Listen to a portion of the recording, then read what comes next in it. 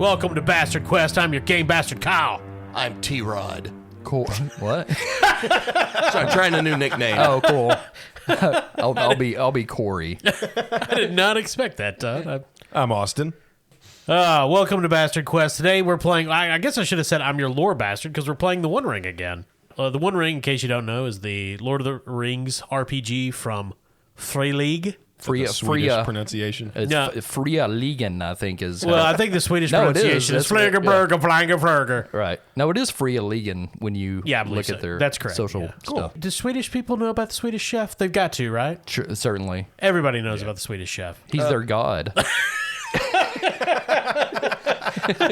You show up in Stockholm and there's a giant effigy of the Swedish chef just overlooking the city like Rio Jesus. Yeah. They frown upon being able to see your eyeballs. So, tonight we're playing The One Ring. This is a continuation of last week's episode where our heroes, for lack of a better term, they freed a dwarf named Oper from his kidnappers along the Greenway in a region.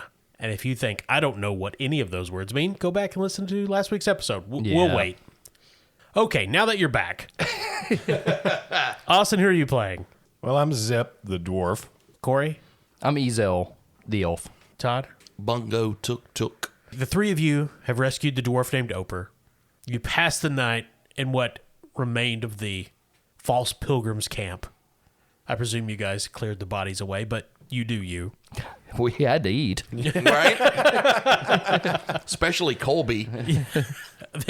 Colby the asthmatic horse loves human. It does. In the morning, you make your way back to the Greenway, which is the road running between Bree and, well, eventually Gondor, if you follow it far enough. As the sun rises in the east, you walk up the gentle rise to the Greenway, and you look back, and in the distance you see a lone rider swathed in red and black, watching you from the shadowy tree line of the forest that you just left. That's Fort Bodig. You guys ready to head to Bree? Ober says, No, we can't go to Bree, Well, why not? because we got to go get the map.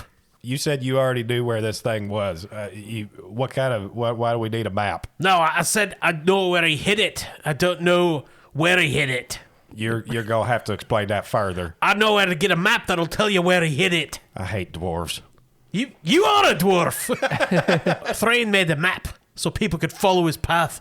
Oh, He didn't great. tell anybody where he hid it. It's going to be one of those dwarf maps that you can only look at on Saturdays after 5. When the sun is in a particular place in the sky. He said it's just a regular map. He just buried it. It's on a stone. Well, it's a good thing there's great. not many of those around. I know where he buried it. Oh, okay. Is it close? It's in a, well, I mean, I don't know where he buried it, but it's in a place called the Old Forest. If you say two things that conflict with each other one more time, I'm gonna take his mattock and ram you in the forehead with I it. don't like this guy. Did we let him out of the cage, by the way? I don't. Okay. I assume you did. Yeah. Okay. It's in a place called the Old Forest. The Old Forest is east of the Shire. The hobbits pass through it early when they leave for Rivendell. Oh, okay. They meet the hippie weirdo there. Oh, Bombadil. Tom Yeah. Oh God. Oh. All right, it's all right. The Old Forest. I'm very familiar with the Old Forest. Spent lots of time there, Look, this is what Thráin told me and the others. And I buried it under a tree that's sundered but still lives, with stark white leaves, and where the morning dove nests, you dig. See, I told you it'd have I'm something to do with the telling you, position of the it's- sun. It's so on brand for dwarves. Yeah, right. Just It's draw something and let it just say X marks the spot. And we just go buried all we got to under do- a tree in a forest. And he said you can Dogs. see it from one of the hills on this place called the Barrow-downs, which I assume is fine. Oh, we know where that is. Oh, great. Been there a few times. Not a fun place. I'm but going home. I don't blame So you. we're going to go or what? Yes. Yeah, you just pipe down there. We're still leading the way. Now, does this actually count as like another journey phase, or is it pretty much? It is a journey phase. Oh, okay. All right. It will be a short one. I More believe of a that jaunt. the first journey we did was unusually long. I'm not sure. But All right, come on, Colby. Let's go to the Old Forest. All right, Candy, pack your shit. Here we go. So there was a wagon back there. yes. I assume there were horses attached to this wagon. Yes. Because I think Ezel needs a horse. This is bullshit. I mean, I'm tired of watching everybody else have the fun. if you want to have acquired a horse, Well, I'm going to at least borrow this one. sure. Okay. Yeah, you guys could have taken the wagon. You could have taken Okay. whatever you want. Okay. As I examine the horse closer, I realize it has tetanus. Always the one-upper is It's Ezel. No. It's got a lockjaw. Yeah. And I will name the horse. Let me look at our list of patrons here. Dollars are just falling off of our subscriptions Yeah. with every animal. So right now, somebody's thinking, I better not get named after a fucking horse. Ross Smith is like, God damn it, I've already been a Nazi. Don't make me a tetanus-ridden horse. Ladies and gentlemen, meet Stuart, the horse with tetanus. Named after Patreon subscriber Kurt Stewart. Thank you, Kurt. There we go. Thanks, Kurt. Thank you. You're a horse with a value of 1 because of the tetanus. I don't even know what tetanus does to people. I just, Lockjaw. You gotta Lockjaw. get. Oh, is that it? Yeah. This horse brushed against a rusty nail somewhere. Okay, so time for a journey. So I'm assuming Bungo's going to be the hunter, Ezel the lookout, and Zip the scout and guide. Yep. Sure. So Austin, make your travel roll. Alrighty, here we go. All right, so I have a travel of 3, and I'm rolling 1 feat die along with it. My target number for heart is 16. Kyle, are there any modifiers for this journey? Nah, do you want to spend any hope? Nah, I don't think so. I think I'm good. 2 successes, total of 16. It's exactly what I needed. Nice. Yeah, 2 6s on that. So well done. Yeah, we actually found a bus. It's a double-decker. Hey. But it has exhaust problems. Yeah, it does. It's got a bad muffler. Yeah, catalytic converters all fucked up. It's a mess. It's a shrunken head in the driver's seat. Take it to where? The event I rolled is a mishap. Corey, this is for lookouts, Oh. so you will make an awareness test. Okay, I'm favored in awareness. You going to use any hope? Fuck no. I'm just saying, I hope you would. I hate hope. Ooh, well, okay. I rolled a Sauron on one of those D12, so I can take that out. Oh. Thank goodness. But total was a 12. And you needed a 14? Yeah, and I got 1 6, but that won't matter, right? No, sadly, no. Okay. Hey, I told you to spend hope. You'd If I spend did it- everything you told me, I'd be dead. That's just because I told you to jump off a cliff that one time. And I said I was sorry after Brent died. God, remember when Brent was the 5th bastard? Yeah. Yeah. Oh, He's the well. reason I'm here. He's the reason I can't go back to Guatemala. Austin was Brent's understudy for many years. God, Brent rolled so much better than Austin. Remember that? God. You know what Brent was really good at? Everything. Voices. Yeah, I loved him. Sorry. Yeah, well, Austin knows about livestock. Brent always brought sandwiches. I remember that. So the three of you and Oper, who keeps singing dwarven travel songs, or he says he is, but, Zip speaks dwarven. And Zip keeps shaking his head no. He's mostly just yelling random curses at trees and birds. Completely improvised, which makes the day up the Greenway towards the Barrow-downs seem much longer than it actually is. As the day lengthens, you make it to the Barrow-downs. Behold, the Barrow-downs. Zip asking Oper some questions. You skirt the edges of the Barrow-downs, not wanting to go too far into the low hills full of cairns and tombs. As twilight approaches, your small party moves west into the Barrow-downs proper, angling for one of the tallest hills. Your intent being to try to spot this location in the old forest before night truly falls. At the top of one of the hills, Ezel looks back, and as the shadows lengthen across the land, sees this rider in red and gray approaching from the south on a charging horse that's frothing, running hell for leather towards all of you. So the horse has rabies. Rabies. What is going on in Middle Earth? Nobody, It's, no good farriers there. Like, nobody's taking care of their horses. So Ezel, wary of this rider from the east, diverts the company from going into the Barrow-downs. Now, remember, Ezel's an elf, so he saw the rider from quite far away. And you divert the party back across the Greenway into the lands on the other side, and the four of you spend the night hidden in a ravine, avoiding the rider on the road. which unfortunately adds a day to your journey and more fatigue. But by noon the next day, you're on top of one of the tallest hills of the Barrow-downs, looking over the green sea of the old forest. So Bungo took 2 fatigue, but he has Colby, so only it takes 1. Easel took 3, but he has Stuart now, so he only takes 2. Thank you, Stuart. Zip took 2, but he has Kenny, the best horse, so he takes nothing. The best. Well, the non-sickly horse. Yeah, he doesn't have fucking leprosy. So the 4 of you are on top of this hill, the noonday sun high above you, all the wraiths and wights of the Barrow-downs hidden in whatever hell holes they hide in for the day. So you guys need to locate the tree where Thráin buried this map. Would you like to hear the clues again? Yes. The tree is sundered but still lives. Stark white leaves. Where the mourning dove nests, dig. Could I possibly roll my riddle to figure out what all of those clues mean? What's happening in the old Thráin brain? Yes. Absolutely, yeah. Okay, can I do that? Yeah. All right. Bungo is favored in riddle and is a 4D Jesus. Excellent. Yeah. To hit a what? to hit a 16. I rolled a 25, and there is a 6, which is a success. So it's not exactly a riddle, the things that Thráin told Oper and presumably other dwarves. But clearly, having a good knowledge of riddles would give you some insight.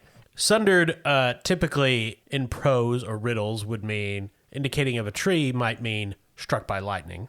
Stark white leaves, you think, probably just means it has white leaves. Where the mourning dove nests, well, mourning doves live in the Shire. They nest in low branches. So presumably, if the tree has a mourning dove in it, you just dig under the nest. So we're looking for a tree, gentlemen, that has been struck by lightning. It has white leaves, and there's a mourning dove with a nest on a low branch. Shouldn't be too hard to find, I wouldn't think. If you want to start searching for that, I'll play a little tune on me recorder. We're good. Oh, God. Oh, please don't. I'll sing a song. No, Get that fucking also recorder good. out right now. Fucking shut up. You shut up and start looking. You got the best eyes. I do that. I'll look. Okay. Also, Zip has a scan of 3. Oh, then you need to look. Okay. Because apparently my elf eyes aren't as good as yours. All right. Ezel had LASIK, but they fucked it up. Oh, yeah. Yeah, it's a hit or miss Middle Earth LASIK. He's the nearsighted elf. Yeah. Zip didn't have surgery. He just looks like Mad Eye Moody. Like, Oh, God. so I've got a scan of 3, so I'm rolling 3 6-sided die. I'm going to spend a hope and get 1 more. And here I go. Target number for wits is a 15. All right, I rolled a total of 27 with 2 successes. The 4 of you are looking out over the old forest, mostly green, but there's patches of brown, and the wind is blowing the trees. It's just this ocean of rippling green. But Zip spots just a small puff of white leaves, some distance from where you are. No one else notices it. Hey, looky there. It's the tree we've all been talking about for the last 2 fucking days. Well, the tree that I wrote my initials on when I was a wee boy, I was just telling the Hobbit about it. Are you telling me, hang on, not only did you hide the ring under this tree, It's a map under the tree. But who would put a ring under a tree? And That's we silly. discovered while I was talking to your dwarf friend here that it's also the tree where I took my sweetie Tammy on prom night. Oh, I hope not, because Thráin called it Baz the Rock. Dwarvish for evil bad tree. I just called. Can we go to the tree? Yes, Please. let's. I hate this. All right, lead on, elf. It's a forest. It's your domain. Okay. So you descend this Barrow-down hill into the old forest. Easel, of course, is immediately struck by the fact that this is not a pleasant forest. This is an old wood. It's quite angry. These trees have the flu. No, he's right about it being angry because I remember back on prom night when I tried to get to first base with Tammy, everything got a little weird. The trees grow close together.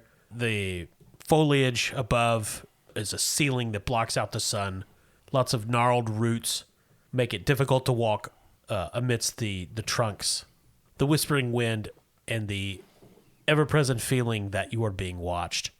All right, I want y'all to keep your eyes out for a bear.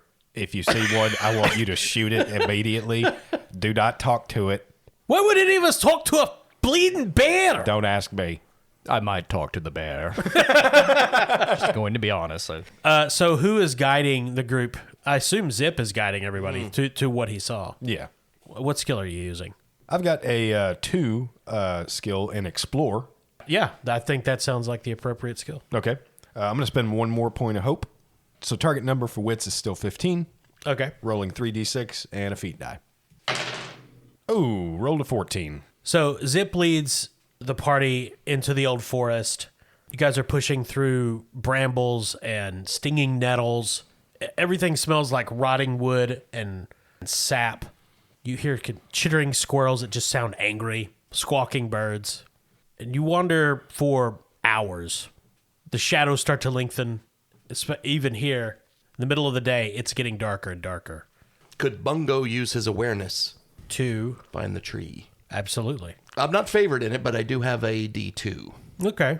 So that's 1d12 and 2 d6s, correct? Yeah, it's not terrible. Not bad. And I'm going to spend a hope. And so that's 3 d6s and a d12. My target number is 17 in awareness. Bungo, tuk tuk. Did you just yell your name as a battle cry as you I rolled did. dice? Yes, I did. All right, that's 2 6s, so that's 2 successes. Wow. Total of 20. So you guys are a bit lost, and then a mourning dove flashes past Bungo's face, and his hobbit eyes follow it. Hey, Bungo! That's what it said, but none of these cretins speak mourning dove, unlike Easel, of course. Bungo follows its path, and you can just see a glimmer of white. Hey, fellas, I found it. The Tammy tree. Behold, the Tammy tree. The 4 of you make your way there, and it is this gargantuan tree that at some point was clearly struck by lightning, because there's this huge scar down the middle, and half of it is split off and fallen down and is covered with roots and vines. The other is still growing, but the leaves are all white. And there's the corpse, the skeleton of a hobbit girl that... No, I'm just kidding. God. Oh, no! Around it, the roots are heavy and almost black with age. You're deep in the old forest. Definitely Bungo never brought a date here. Says you. Bungo follows the mourning dove around to the north side of the tree where there's a large nest. And supposedly this is where you should dig if your interpretation of Thráin's words are correct. All right, dwarves, get at it. Dig, dug. Obviously, the dwarves should dig. Yeah, they're good at digging, and that's what the only good thing they do. Well, yeah, I mean, it'll go the fastest. I promise you, this is where I brought me date Tammy. No, the elf is right. Like, hobbits and elves know shite about digging. She moved out to Cheshire. She lives in Canada now. You wouldn't know her. Even during this conversation, Zip has already been taking swipes at the ground with his mattock. What skill is Zip using to dig? Dig a pony. All right, so I've got a craft of 2, and I also have a toolkit, which enhances my craft skill. That's one of my useful items, I think they're called. Yeah. And so what I want to do is use my toolkit to basically increase the scooping capacity on the digging side of this mattock and make it a more useful digging implement. Yeah, that's fine. I'm going to have a total of 3d6 here. I have a target number for strength of 14. Oh, and I'm also favored in craft. So I'm rolling 2d12. I rolled a total of 22 with 1 success. So Oper and Zip start tearing up the roots under this mourning dove nest, digging through the loam. The tree shivers as they do this. Leaves gently fall out. A wind whips through the old forest. And even with the dwarves working hard, it does take hours for them to dig. And finally, they're 6 feet down, and the mattock hits stone. Just look at them, Bungo, like pigs in slop. Have you ever seen anything so happy to be wallowing in the dirt? I've always heard about the prowess of dwarfs in the digging. It's been an honor to watch this. I wouldn't call it that. Well, it was fun right up until my digger hit stone here, and Zip turns around and kind of pushes the head of his mattock up against Oper's neck and says, well, where the fuck is this bap supposed to be? Why are you threatening me? Why are you getting all violent? Because the bap ain't here. Are you daft? What? Look at the stone you just hit, you shite! The stone is the bap? It's a dwarf map. Well, that's true. You guys put everything on rocks. Well, it lasts forever. Rocks. Just get the stone. We need to get out of here. All right, so Zip digs around the stone. How big is the stone?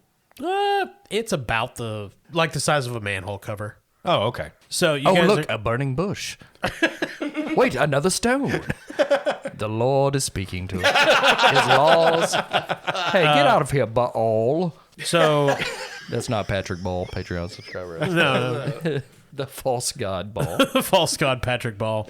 How are you guys getting the stone out of the hole? It is very heavy. Yeah, so I am going to have Kenny back up to the edge of the hole and use the rope from my travel pack to haul it out. Okay. What skill are you using? Horse. Yeah. Horse. All right. So Ezel is going to chip in. He'd rather not, Okay. but he will. Fucking finally. He's got a 3 in athletics, and I'm favored in it. Can I use athletics to... Yeah, you can just elf power it out. Right. My target number in strength is a 14. As a 22, and I got a 6, so I got a success. Nice. Nice. Ezel gets down the hole, brushes the dirt off the stone, and it is this carven map showing parts of... You immediately recognize parts of Erebor. Clearly, there's an indicator for Bree and Rivendell. This says it's a map to another goddamn map. These fucking dwarves, man. Dwarves and their scavenger hunts. I'm telling you, buddy. Ezel gets it pushes it out of the hole. Everybody climbs out. Ezel's elven eyes in the distance can see the sun dipping below the highest hills of the Barrow-downs. A cold wind blows through the old forest. Bazdarak, the tree, groans and begins to move. Let's go. You guys all need to make awareness rolls. Zip has no awareness. If you fail, you are surprised by a tree attacking you. Right. If we make it, it's like I would be. Thursdays, right? Yeah, right? Ezel is favored in awareness and has 2D. Bungo has 2D. He is not favored, but he's also going to spend a hope to get an additional D6. So Might as well spend it. You can't take it with you. That's what I always say about hope. That's right. Ezel's target number is 14. Bungo's target number is 17.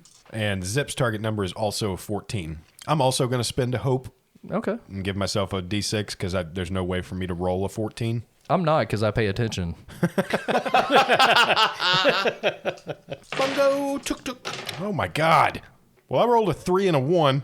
That's a 21 for Ezel. Oh, fuck off. Bungo's target number was 17. He rolled an 18. Bungo and Ezel are not caught off guard.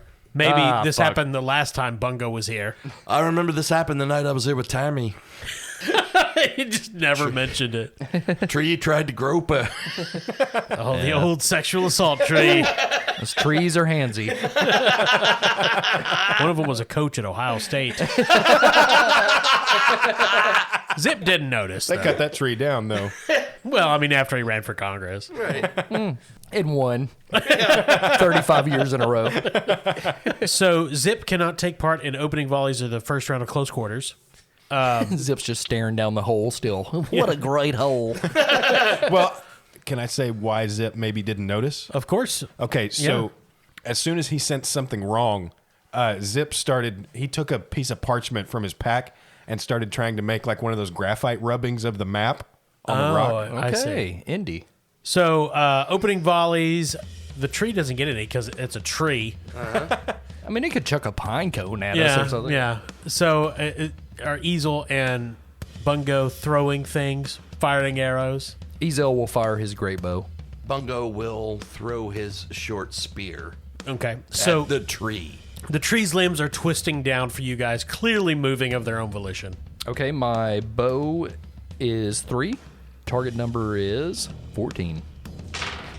Got a 16, and I did get 1 success. Okay. How much damage do you do? Great bow is 5 damage. Ezel's arrows are piercing tree limbs, snapping off twigs and branches here and there. I'm sure Bungo can match his elven excellence. He's going to throw his short spear, which is named Tammy. Wow.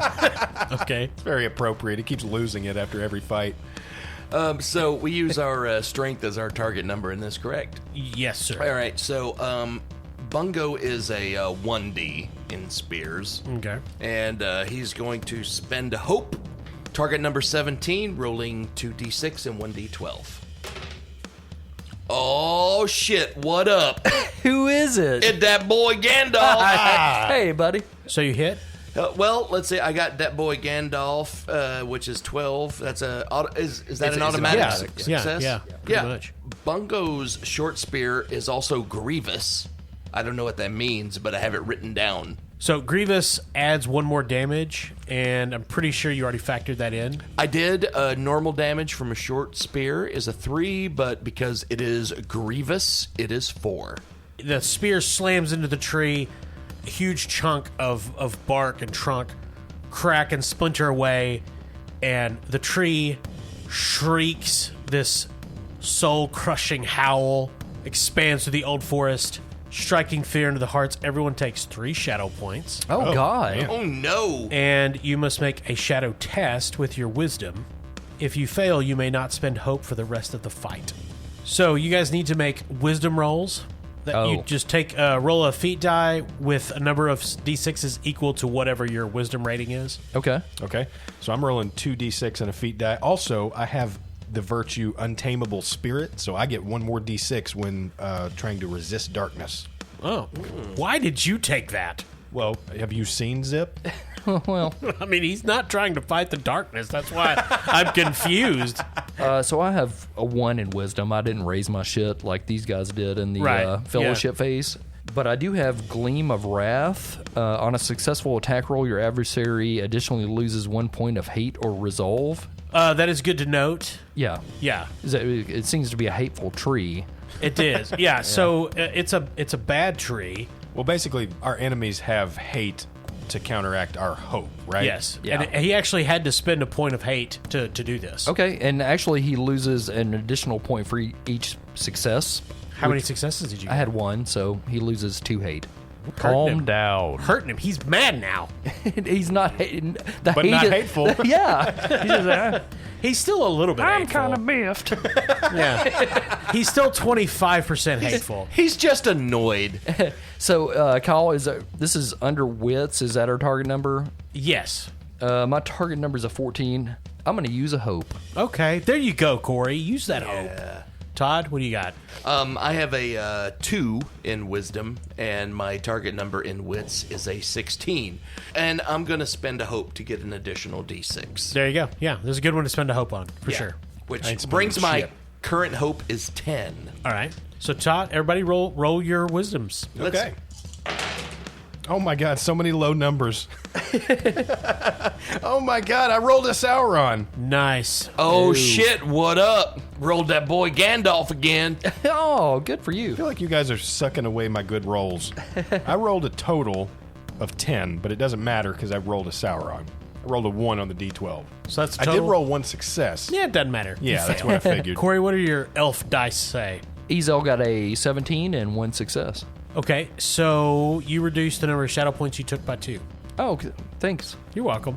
That's not because of the roll. I just like Corey. No, it's So does that mean If that I you- just take the full 3? correct. Oh, If okay. you make if your roll is successful and you have any additional successes, it reduces the number of shadow points you take by that amount. Okay. Todd, Well, I rolled that boy Gandalf, good job. which is a 12. And then I also rolled a 6 on my d6, so that's another success. Yeah, so you reduce it by 2 as well. So you just take 1 shadow point. So once again, Zip takes maximum amount of shadow. Yes. Yes, so I previously took 3 shadow points, so now I'm just down to 1, correct? Yeah, and I mean, Austin, since you rolled the Eye of Sauron, you're going to take another one. Oh, Okay. Cool. Now, also, you may not spend hope for the rest of the fight wow. because you are daunted. You know what? That's fine. I'm down to 9 anyway. What did you do to trees in a past life? I ignored them. Never mind. Much I like don't I'm wanna doing know. now. Yeah. Dwarves, the natural enemy of trees. Yeah, I hope this tree doesn't have a hole in the side of it. Because I suspect that's the answer. So it is first round combat. How do you think dwarves are made, Corey? Oh, no. LANC3 would love that tree. That Let me would tell have you, been fellas. a rock. Oper and Zip are still surprised. So, stances. The tree is A vogue. forward. You know, Ezel probably would. Yeah. Yeah. Todd? stance. I will go forward. Okay, yeah, because remember, right now there is no one in forward. Yes. Because your tiny juggernaut is staring around, stunned. I'm feeling pretty good about attacking this tree with my short sword. Okay. My attack, because I'm forward, my attack rolls gain 1d, but all close combat attacks aimed at me also gain 1d. Yeah. And my combat task is to intimidate the foe, which is my awe. Perfect man for it. Yeah. Yes. Gotcha. Now, Corey, you can't actually go into rearward, as is your typical raison d'etre. Yeah. Because there will not be two adventurers in close combat stances right now. Okay, Ezel's gonna be defensive. Okay. Don't make fun of my hair. Come on. So, Todd, you're forward. I am. You can go first. He sure was towards Tammy. Look, with Well. Tammy, you don't have to be forward. Tammy's notoriously frigid, though. Yeah. Yeah. Oh, That's not the direction I thought that was going. Oh, okay. thinking of a different Tammy. It's not the Tammy I knew. That's Tammy with an I. This is a Tammy with an IE. Yeah. Bungo is going to hack away with his short sword. I gain 1d. That's what Tammy said. God.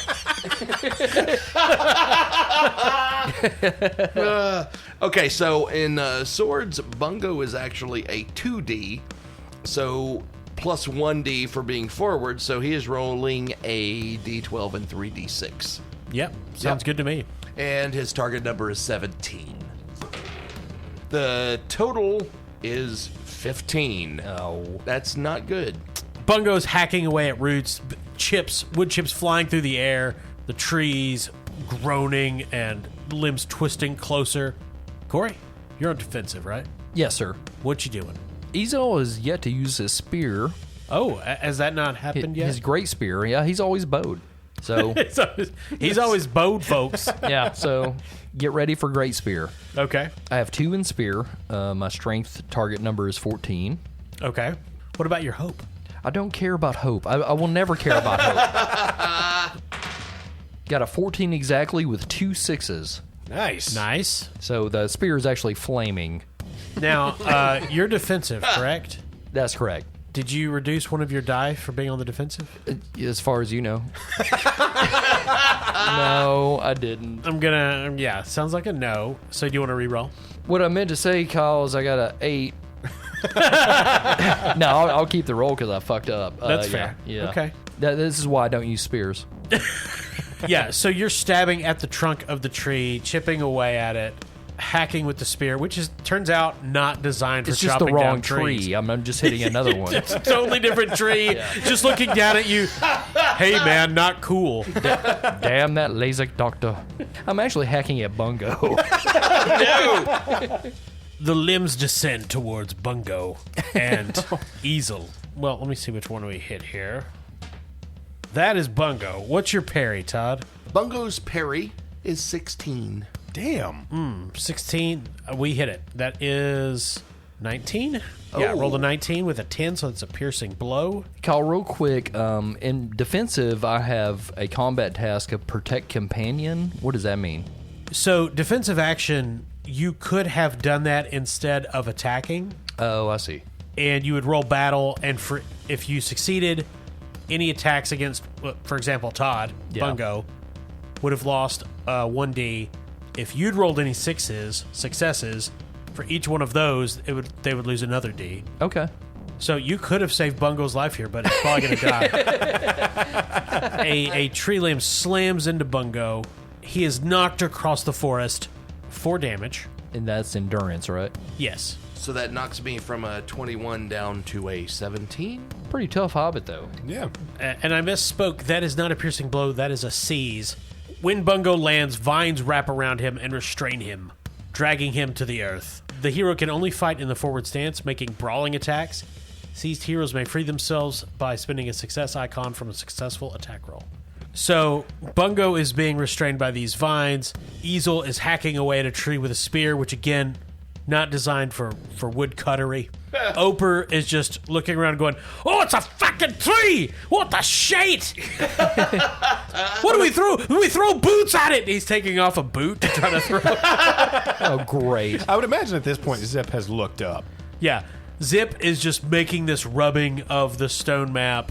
He looks up to see this horse come charging out of the tree line. Oh, no. On it is a rider in red and black, this heavy, ornate helm on his head, and all Zip can see is those red eyes glaring as this horse charges down on him. Zip lunges out of the way. This gauntleted hand comes down, sweeping towards Zip, grabs the stone map, and escapes into the night. Well, shit. It's a good thing I made this rubbing. Round 2. So the rider's gone? Well, I mean, you can still see him. He's riding away. Okay. So, round 2, Zip is back. Hey, here's Zip. Thank God. Here's Zip. It's famous tagline. Time for Zip. What stance is Zip going to take? I assume we can't have two forwards. Well, of course you can. Well, then absolutely. Yeah, have you not Everybody seen can basketball? God. Are you not aware of basketball? Yeah, there's no center in this game. Yeah, there's no limitation on forward. You could be forward. That's Zip's default stance. Yeah. Well, Zip, would you like to lead off? All right, well, let's get the Bungo out of these roots here. Get the bungo. Zip's going to start hacking at the roots that are pulling Bungo toward the tree. I just want us all to be on the same page that the little hobbit Bungo is restrained by these vines that are, normal forest tree vines, and you're using a mattock to free him. I mean, it's got an axe on one side. I know it has an axe. That's why I just want us to be clear that when I have you decapitate Bungo, you saw it coming. Oh, no.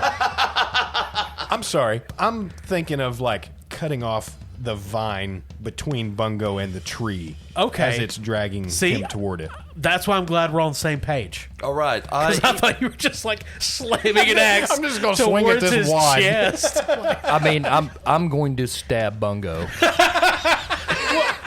Corey, I knew you Not were. even in the auspices of this fight. Okay, so you're going to try to separate him from being dragged to the tree. Yes. I see. Okay, that's fair. All right, so my axe skill is 3. My target number for strength is 14. So I'm rolling 1 feet die and 3d6. He can't spend a hope. I cannot. He cannot. He's daunted. Yeah. All right, I rolled a 20 exactly with 1 success. Ooh, good. Nice. I like that. What was your D12? It was 11. Just one away from that boy. Yeah, but that adds piercing or whatever your effect is. It does. Good Should call. be- yeah, should be a So piercing I have a keen mattock, so anything above a 9 or above is a piercing blow. So I'm also dealing an injury to this tree. What's your base damage? Base damage is 7. The difficulty number for God. the difficulty number for an injury is 18. Wow. Yeah, fuck off, tree. It puts those spider webs full of worms in it. Has armor 4, 17. Austin, would you like to describe how Zip destroys the Bazdarak? Yes, I would. So Zip was getting more and more annoyed while he was trying to concentrate on making this rubbing of the map on the stone, and this tree just kept making more and more noise. So when the rider,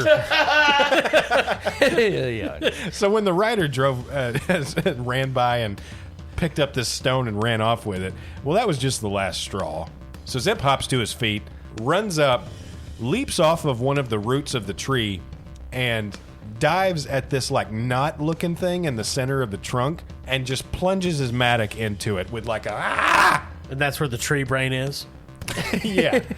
Dwarves mad for all the wrong reasons since the Second Age. Yeah, there's this crack and the tree splinters. The original lightning damage just widens and half the trunk just collapses back into the forest. And to Easel's elven sight, that of course can see somewhat into the spirit world because elf, it is as if some vengeful spirit has been dragged into the void. But at the same time, a single teardrop comes down because tree. Well, it's Yeah. sap. Yeah. It gets on Bungo. No, I do not have sap in my eyes. Oh, a tear out of your eye. That is Oh, okay. Yeah, elves are tree friends. I thought Yeah. you meant out of the tree. Yeah, sap in the eyes of elves is a hurtful stereotype. It's true. Silence returns to the old forest. This evil tree is dead. Though there's 3 lots- more emerge. Cut off one head of the tree. you can see the rider speeding away into the forest. Hey guys, that rider stole a map. The rider disappears in the night. For the four of you, of course, there's always Oper trying to find his boots in the Doing darkness. a great job throwing boots at trees. Zip pushes him back in the hole. Okay, take a shadow point for being mean Agreed. to Oper, Just to kinda rude. Patreon subscriber, Yeah, Derek and Operly. fellow dwarf as well. Fellow dwarf. I give a fuck Not about even dwarves. not even the elf would do such a thing. Are you racist against your own people? I'm what I'm just, you know saying. what? Nobody knows the idiosyncrasies of your own people more than somebody who's of your people. And I mean, I get tired of my family. So we're going to end there for tonight. I feel like it's a mixed bag. I think we all did well. Nobody died except the tree. I wasn't really paying attention, so yeah. The tree did die. Aw. But, he was old. It was his time. Yeah. So we will end there tonight. Good job all around. Everyone is still alive, even bootless Oper. What a worthless fucker. I Yeah. just love the image of a dwarf throwing his boots at a tree. We didn't give him a weapon. He's like John McClane for the rest of this game. He's gonna be trying to find shoes. Shoeless dwarf. Yeah. Thank you to all of our Patreon subscribers. Yes, please. Yeah. Thank you. Of course, Oper based on Derek Operly. Patreon Yeah. subscriber. And and- Stuart the horse is now Kurt Stewart, Yeah. Kurt yes. Stewart. Yeah. Kenny, With the okay tetanus. horse. Yeah. And Colby, the very sick horse. The asthmatic horse. And Yes. the- But we're also starting, strangely enough, we're picking up patrons from outside of the Paducah Metroplex. Wow. Yeah. Well, the writer from the East, based on Steven Ryder, Patreon member, he lives in California. And we got like Florida and Louisiana. We appreciate everyone. Chechnya. Azerbaijan. Yeah. We'll get one. We'll somebody be like, I'm from Armenia. I love your show. Please help our prince. Yeah. Send $50 to No, I've already talked to those guys. They're cool. on it. Yeah. Yeah, we have Well, I hope you invested. we have 100 new patrons from Nigeria. Please, we need more patrons to pay off this Nigerian prince.